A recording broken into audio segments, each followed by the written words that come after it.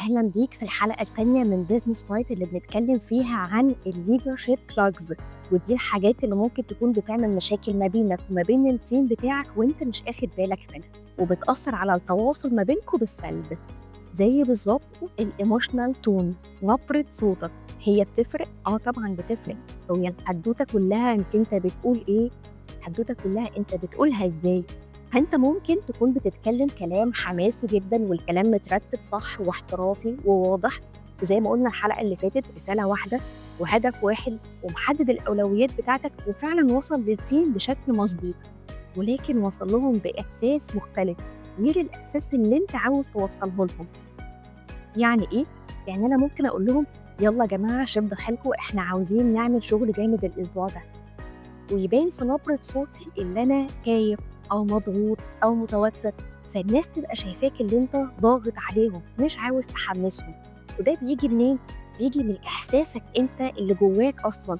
أنت ممكن يكون مديرك ضاغط عليك أو الشركة بتاعتك وعاوزين يحققوا التارجت ومحتاجين إن إحنا نشد الأسبوع ده، فأنت من غير ما تشعر هتروح تقول لهم الكلام ده، ولكن إحساسك اللي أنت بتوصل لهم الكلام ده بيخلق انطباع كده عاطفي عكس اللي أنت عاوز توصله لهم، وأنت مش آخد بالك إن الضغط اللي أنت حاسس بيه والتوتر هو كده كده واصل لهم.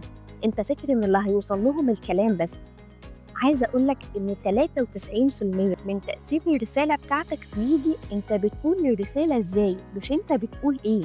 الناس لما بتستقبل منك الكلام هي بتستقبل الطاقة والمشاعر اللي حوالين الكلام، مش بتستقبل الكلام بس. فخد بالك قوي وانت بتقول لهم يلا يا جماعه احنا عايزين نتحمس، انت بتقولها لهم ازاي؟ يلا يا جماعه احنا محتاجين ان احنا نشد حيلنا الاسبوع ده، وانت مهزوز ومتوتر، ولا انت فعلا بتقولها لهم وانت نفسك متحمس؟ لازم تقف وقفه مع نفسك وتركز كويس قوي في الاحساس بتاعك وفي طاقتك وانت بتتكلم، عشان لما تيجي توصل الكلام ده توصله بنفس درجه الحماس والطاقه اللي انت عاوز توصلها للفريق، وهم انعكاس ليك. يعني اوعى ابدا تكذب نفسك وتقول على فكره انا قلت لهم كلام كويس جدا والرساله كانت واضحه وحماسيه وهم اللي استقبلوها غلط. هو احساسك مش هيكذب، ورد الفعل اللي انت هتاخده منهم برضه مش هيكذب. فلو انت لقيت ان في توتر في التيم بتاعك ولقيت ان الناس مش متحمسه كفايه، اعرف ان انت وصلت لهم الطاقه دي. اكيد هم ما اخدوش الطاقه دي من حد تاني، انت اللي بتوجههم، وانت اللي بتوجه طاقتهم واحساسهم، هم مرايه ليك. فلما تلاقي رد الفعل ده من الفريق بتاعك، من الذكاء والوعي ان انت تقف وقفه مع نفسك وتراجع انت طاقتك ووعيك واحساسك. وخد بالك من الايموشنال تون بتاعك، من نبره صوتك. يعني النبره بتاعتك لو فيها فضول انك تعرف منهم اكتر، انت كده بتدي لهم دافع فعلا ان هم يتكلموا. لو النبره بتاعتك فيها حذر او خوف، فانت كده بتكون بتطفيهم او بتقفلهم.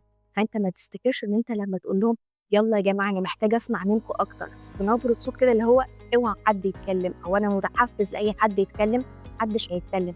لكن لو انت قلتها يلا يا جماعه انا منتظر اسمع منكم اكتر بنبره كده فيها حماس، واللي انت فعلا مهتم وعاوز تسمع اكتر، هتلاقيهم فعلا بيتكلموا وعاوزين يقولوا رايهم ويعبروا عنه، لان انت وصلت لهم مع الكلام احساس بالامان ان هم فعلا يتكلموا. ما تضحكش على نفسك يا مدير وتفتكر ان انت مجرد اللي انت قلت الكلام الصح انت كده خلصت مهمتك.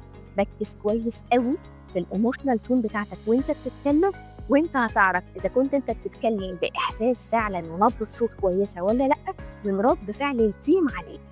فلو فريقك مش بيرتاح معاك في الكلام، لازم تراجع كلامك وطريقتك ونبره صوتك وتشوف هل انت بتتكلم من طاقه واحساس عالي ولا انت بتتكلم من طاقه واحساس قليل، وهو ده اللي وصل لهم فعلا. ما تنساش تعمل سبسكرايب لليوتيوب شانل عشان هنكمل مع بعض حلقات بيزنس بايت اللي هنعرف فيها بلوجز اكتر بتقطع التواصل ما بينك وما بين الفريق.